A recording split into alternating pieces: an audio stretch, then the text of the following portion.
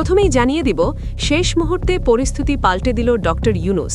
নির্বাচনের আগে ফাঁদে পড়ল বিএনপি জামায়াত। কার ফাঁদে আটকে যাচ্ছে পরবর্তী সরকার? ভেতরের ভয়ঙ্কর হিসাব। এরপর থাকছে আওয়ামী পুলিশের নির্বাচন বানচালের গোপন চক্রান্ত ফাঁস। হাদির লাশ নিয়ে কটাক্ষকারী ভাইরাল পুলিশ গ্রেফতার। এবং সবশেষে দেখবেন, জামায়াত আমিরের অ্যাকাউন্ট হ্যাকের ঘটনায় বঙ্গভবনের সহকারী প্রোগ্রামার মোহাম্মদ সারোয়ারে আলমের জবানবন্দিতে ফেঁসে গেল রাষ্ট্রপতি ও তারেক রহমান। চাঞ্চল্যকর তথ্য ফাঁস। এতক্ষণ শুনছিলেন সংবাদ শিরোনাম, এখন থাকছে বিস্তারিত।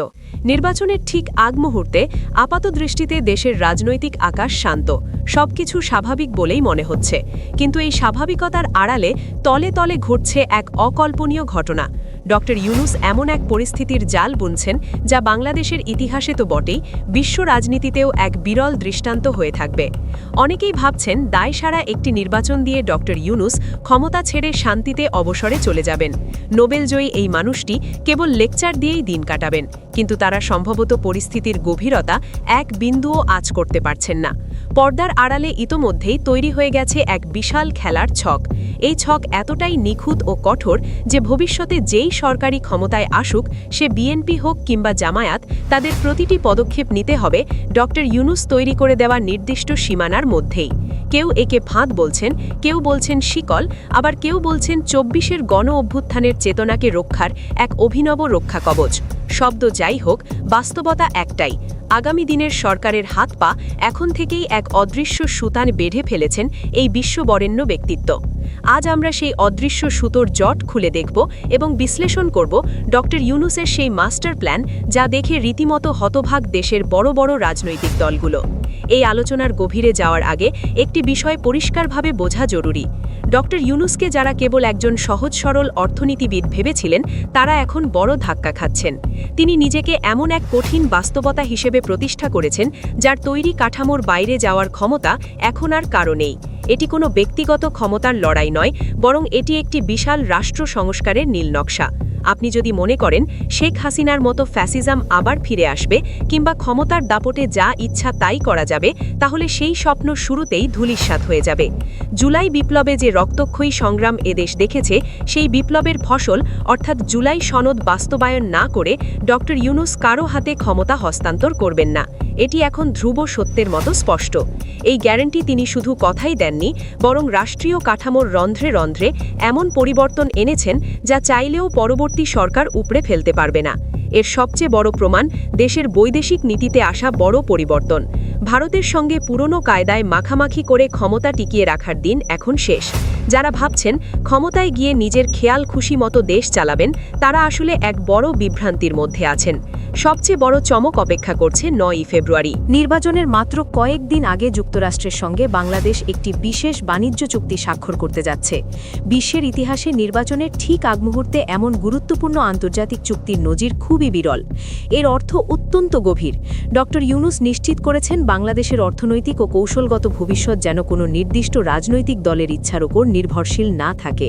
এই চুক্তির মাধ্যমে তিনি পরিষ্কার করে দিচ্ছেন, ক্ষমতার পালাবদল হলেও বাংলাদেশের গন্তব্য এখন সুনির্দিষ্ট ও অপরিবর্তনীয়।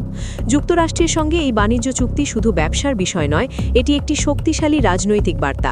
এই বার্তার মাধ্যমে তিনি প্রতিবেশী দেশগুলোকে, বিশেষ করে ভারতকে বুঝিয়ে দিয়েছেন, বাংলাদেশ এখন আর কারো করুণার উপর নির্ভরশীল নয়।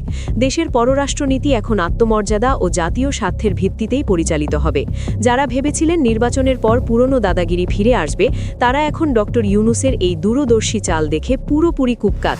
ডক্টর ইউনূস শুধু আন্তর্জাতিক অঙ্গনেই নয়, দেশের ভেতরেও শক্ত অবস্থান তৈরি করেছেন। বিএনপি বা অন্যান্য দল যারা ভেবেছিল ক্ষমতায় গিয়ে বন্দরে দখল নেবে কিংবা পুরনো স্টাইলে চাঁদাবাজি শুরু করবে, তাদের জন্য এটি একটি স্পষ্ট সতর্কবার্তা। শর্ত এতটাই পরিষ্কার যে নির্বাচনের একদিন আগেও কঠোর সিদ্ধান্ত নিতে তারা দ্বিধা করবে না।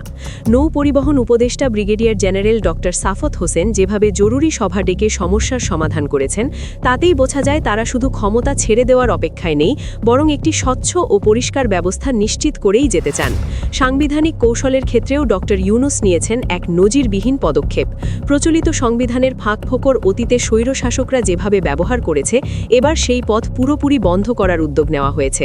সাধারণত নবনির্বাচিত এমপিদের শপথ পড়ান স্পিকার বা ডেপুটি স্পিকার, কিন্তু সেই পদ শূন্য থাকায় সিদ্ধান্ত হয়েছে ত্রয়োদশ জাতীয় সংসদ নির্বাচনে বিজয়ীদের শপথ পড়াবেন প্রধান নির্বাচন কমিশনার বা সিইসি। দেখতে সাধারণ মনে হলেও এর পেছনে রয়েছে এক বিশাল আইনি চাল। এই শপথ প্রক্রিয়ার মাধ্যমেই অন্তর্বর্তী সরকারের যাবতীয় কর্মকাণ্ডের বৈধতা নিশ্চিত করা হবে।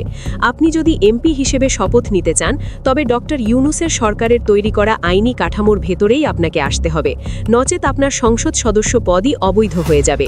এভাবেই ১৯৭২ সালের সংবিধানের দোহাই দিয়ে যারা এই সরকারকে প্রশ্নবিদ্ধ করতে চেয়েছিল, তাদের মুখ স্থায়ীভাবে বন্ধ করার ব্যবস্থা করা হয়েছে।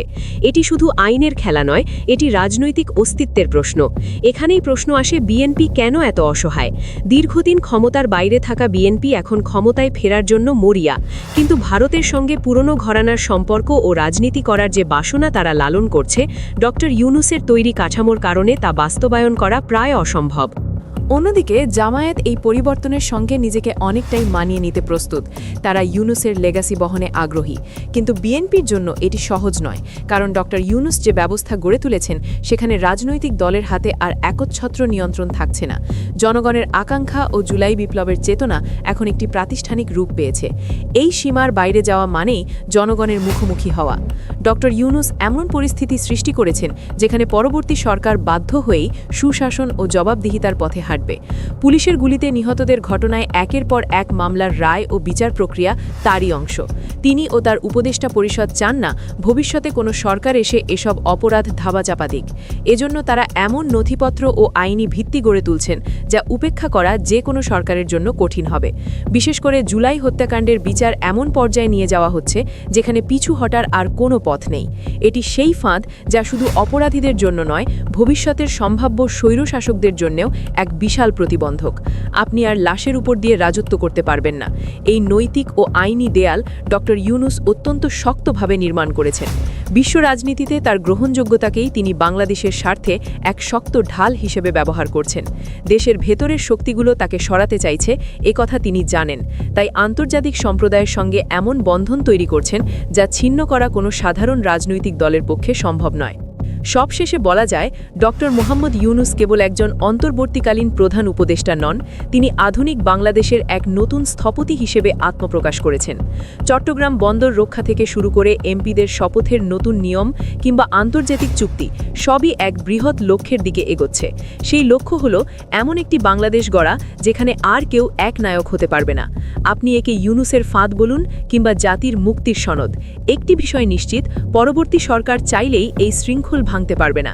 তাদের হাত পা বাঁধা থাকবে জনগণের আকাঙ্ক্ষা, স্বচ্ছতা ও ন্যায় বিচারের সঙ্গে।